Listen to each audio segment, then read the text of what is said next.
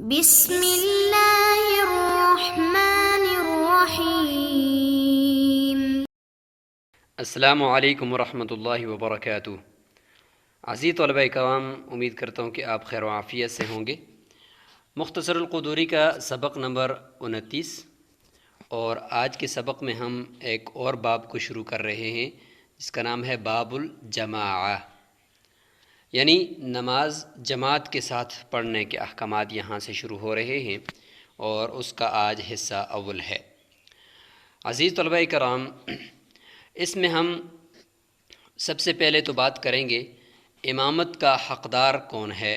ظاہر ہے کہ امامت کی دو قسمیں ہیں، ایک ہے امامت کبریٰ اور ایک امامت صغریٰ۔ امامت کبریٰ جو حکمران ہوتا ہے، بادشاہ ہوتا ہے، اس کے لیے بھی شرط ہوتی ہے کہ وہ فاسق نہ ہو، نابالغ نہ ہو، اور عاقل ہونا چاہیے اور امور کو سمجھنے والا ہو۔ تو اسی طریقے سے امامت صغریٰ یہی کہ مقتدی کی نماز کا ضامن اور مقتدیوں کو یعنی عوام کو نماز پڑھانے والا، یہ بھی ایک امام ہوتا ہے۔ تو اس کے اندر بھی شرط ہونی چاہیے کہ یہ بالغ ہو، مسلمان ہو، عاقل ہو اور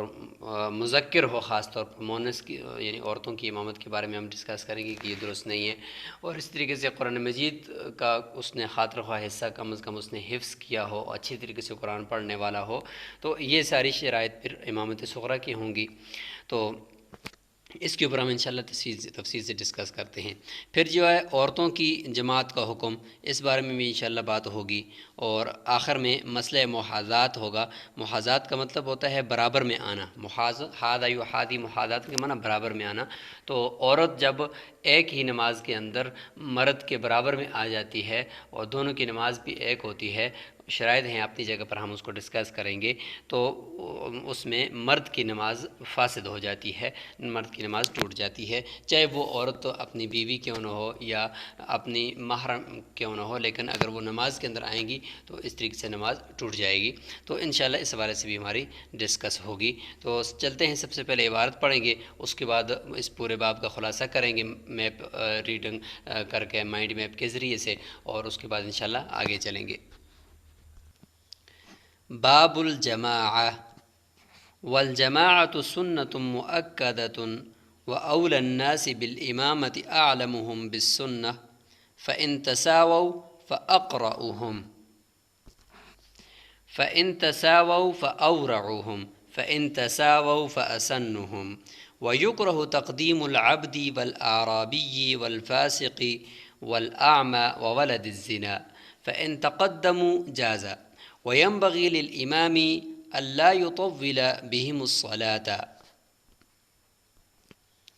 ويكره للنساء أن يصلين وحدهن بجماعة فإن فعلن وقفت الإمام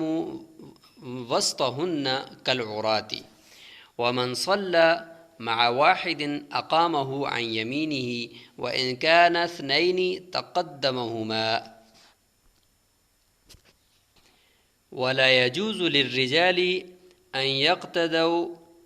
بامرأة أو صبي ويصف الرجال ثم الصبيان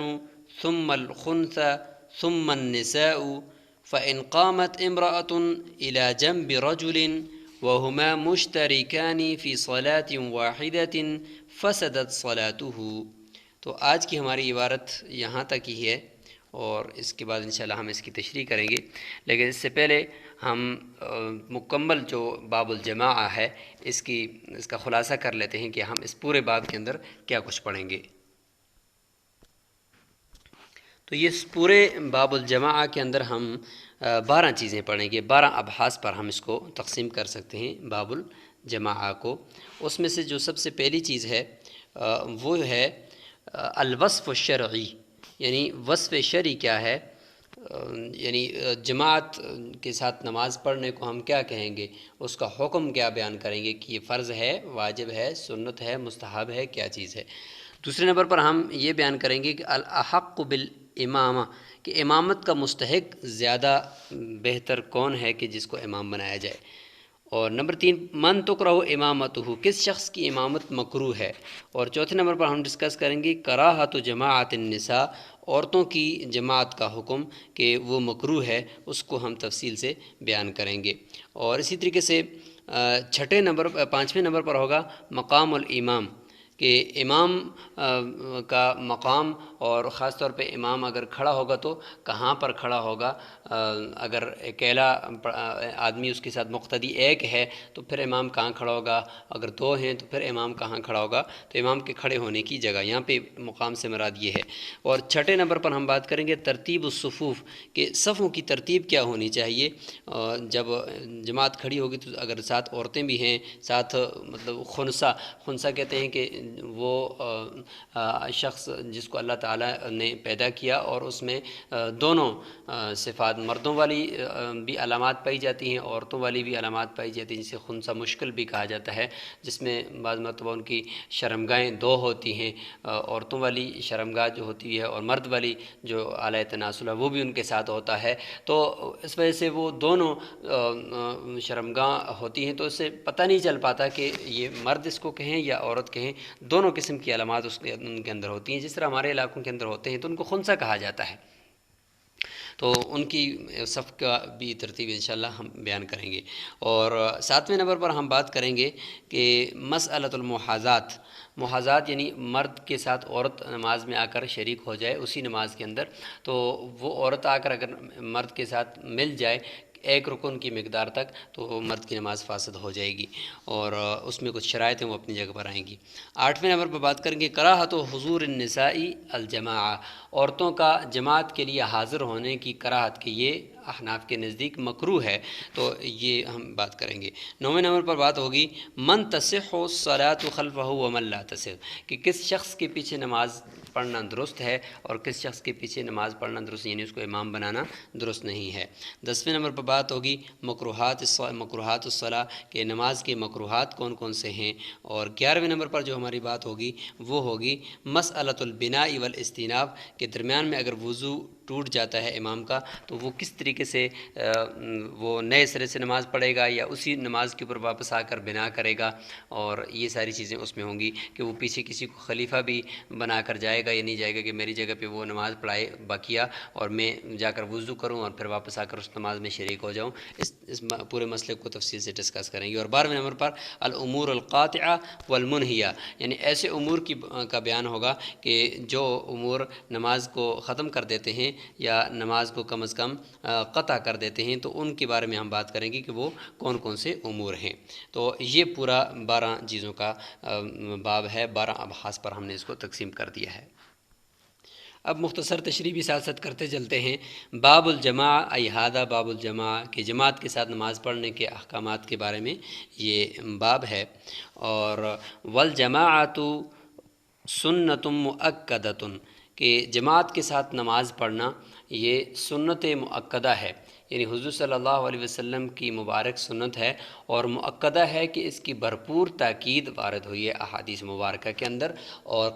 قریب بواجب ہے، یعنی واجب کے قریب اس کو بتایا گیا ہے، کیونکہ اتنی تاکید اس کی ہوئی ہے کہ احادیث میں اتنا بھی آتا ہے کہ حضور صلی اللہ علیہ وسلم فرماتے ہیں کہ میرا دل چاہتا ہے کہ میں ان کے گھروں کو جلا دوں، کہ جو جماعت کے ساتھ بغیر عذر کے جماعت کے ساتھ نماز نہیں پڑھتے۔ اگر مسجد دور ہے تو گھروں میں کم از کم جماعت کا اہتمام کریں، بچوں کے ساتھ اور جتنے بھی مرد ہیں عورتیں ہیں سب مل کر وہاں گھروں کے اندر نماز پڑھیں۔ لیکن جماعت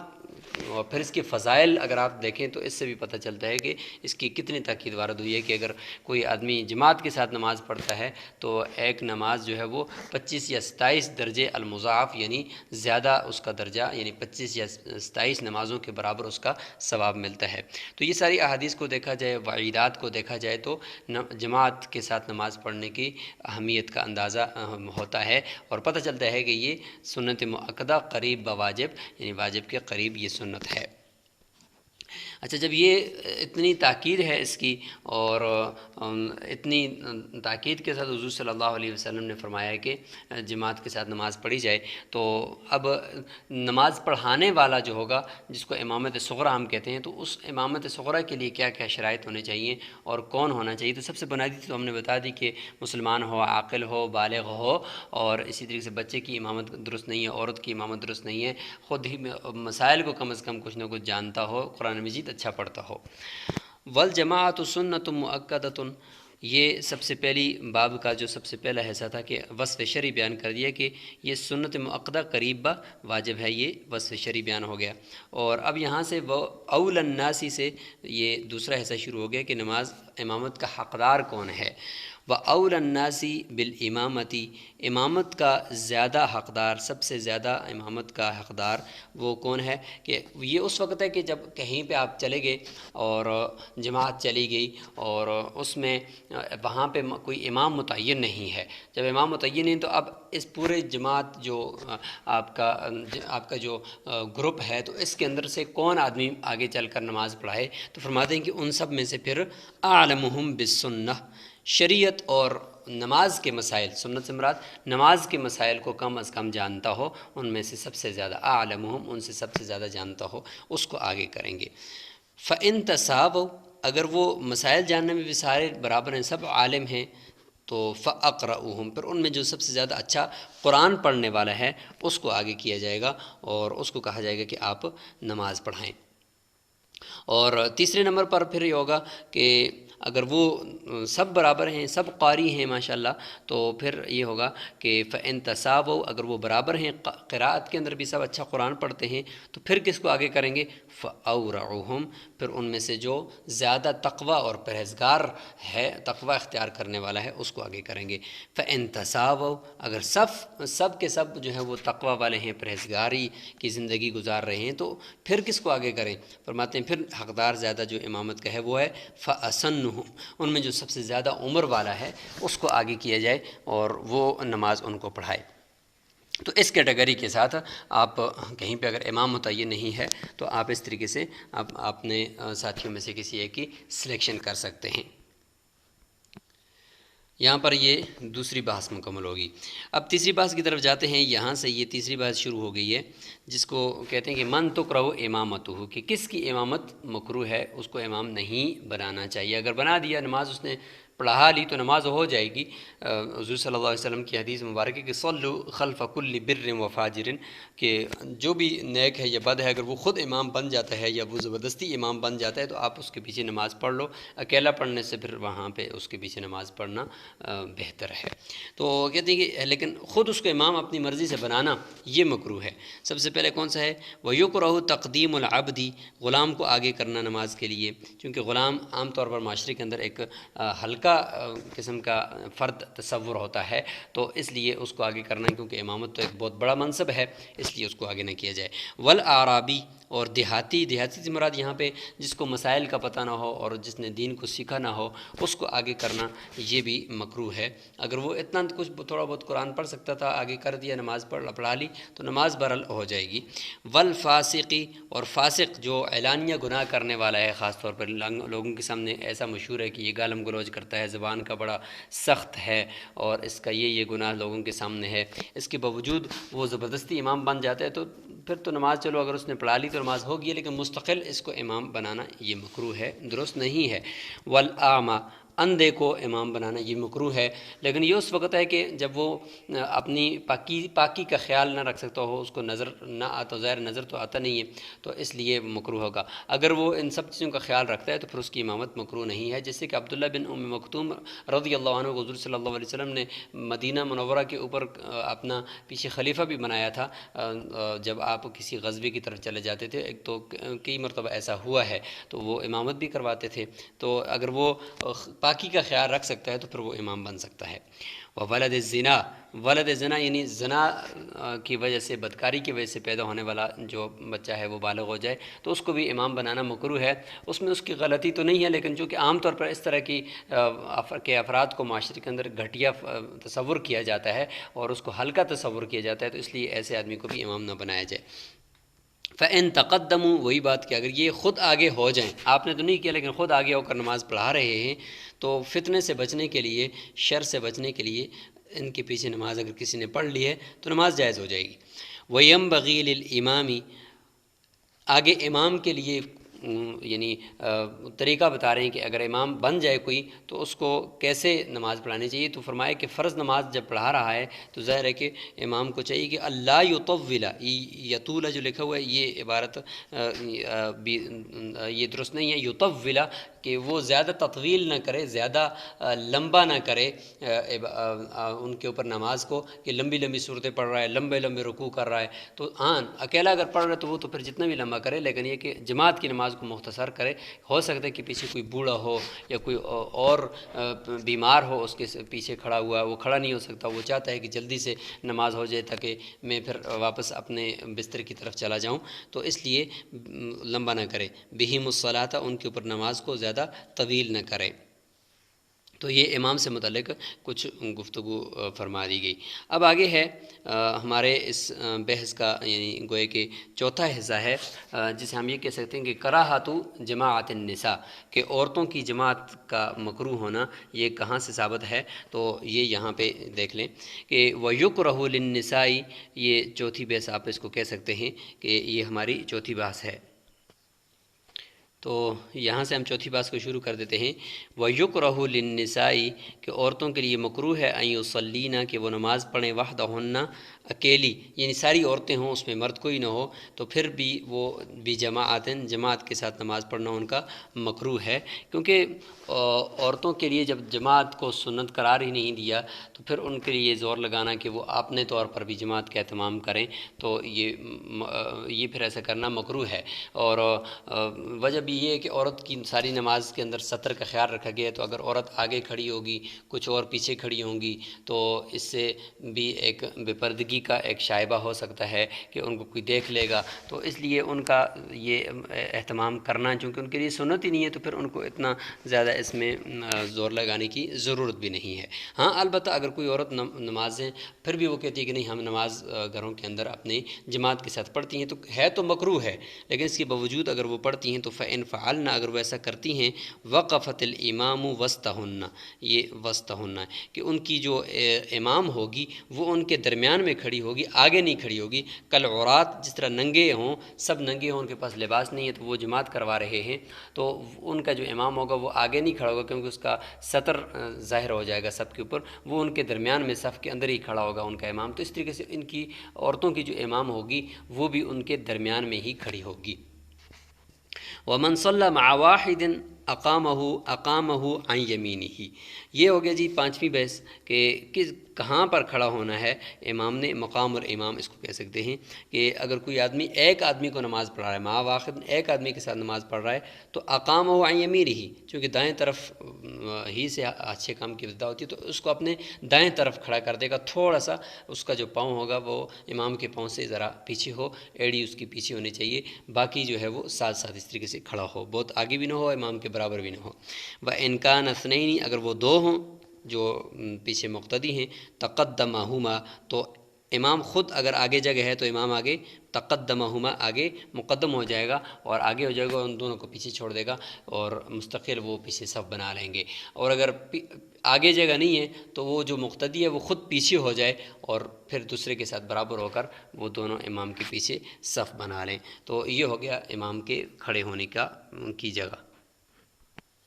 اور فرمایا کہ وَلَا يَجُوزُ لِلرِّجَالِ، اور مردوں کے لیے جائز نہیں ہے، أَن يَقْتَدُوا، کہ وہ اقتداء کریں، بِامْرَأَةٍ، کسی عورت کی، یعنی عورت کو امام بنانا یہ جائز نہیں ہے. أَوْ صَبِيٍّ، یا بچہ، نابالغ بچہ ہے تو نابالغ کی امامت، چونکہ امام ضامن ہوتا ہے نماز کا، تو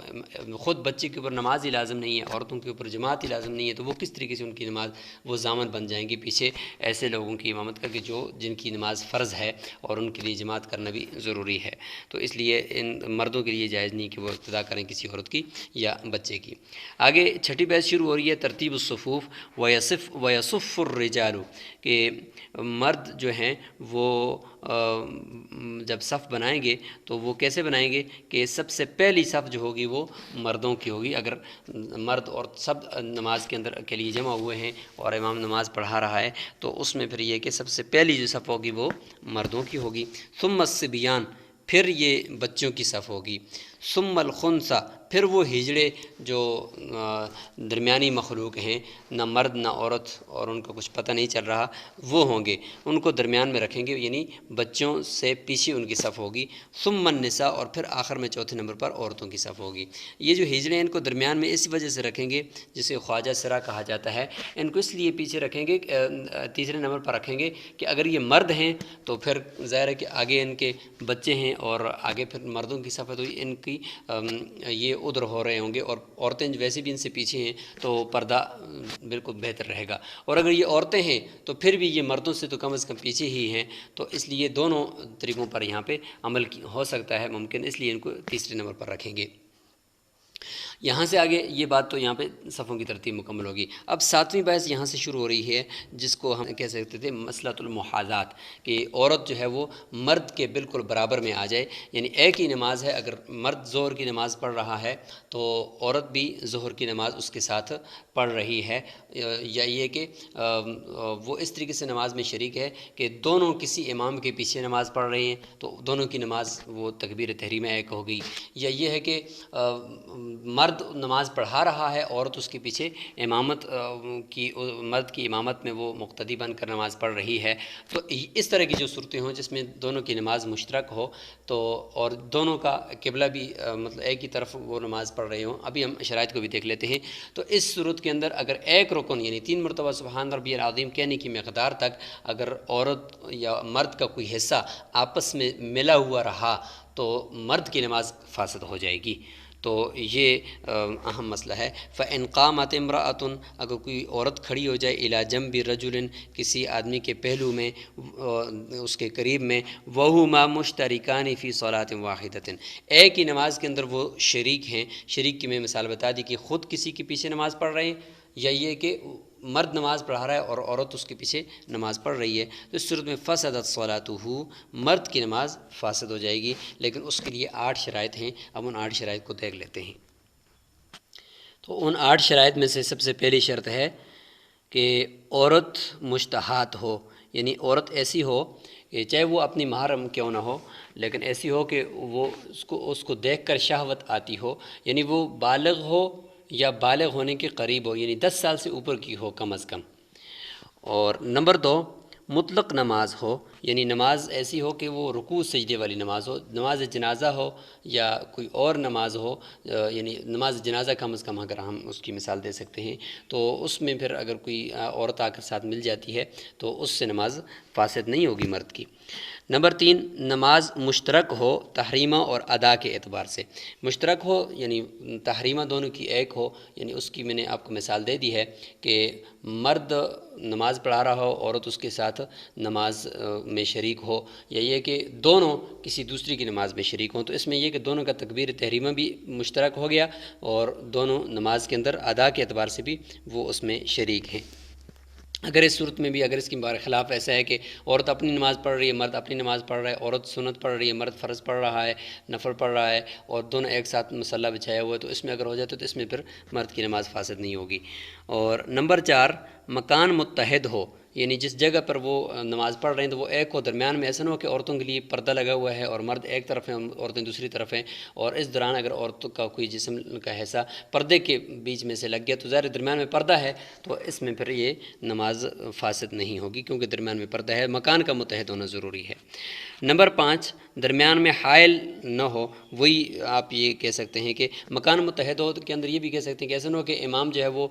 محراب کے اندر ہو اور تھوڑا سا اونچا ہو اور عورتیں وہاں پہ ذرا پیچھے ہوں، تو یہ پھر مکان متحد نہ ہوا، اور درمیان میں حائل نہ ہو، وہی پردے والی مثال اس کو لے سکتے ہیں کہ درمیان میں کوئی پردہ وغیرہ نہ لگا ہوا ہو، اگر لگا ہوا ہوگا تو پھر نماز مرد کی فاسد نہیں ہوگی۔ اور چھٹے نمبر پر یہ ہے کہ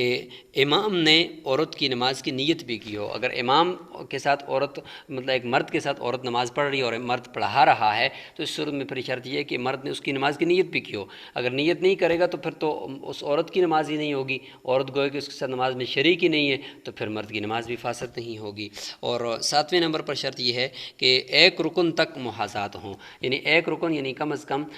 سبحان ربی العظیم 3 مرتبہ کہنے تک ایک رکن کی مقدار ہو سکتی ہے، تو اتنی مرتبہ تک اتنی مقدار تک عورت اور مرد کی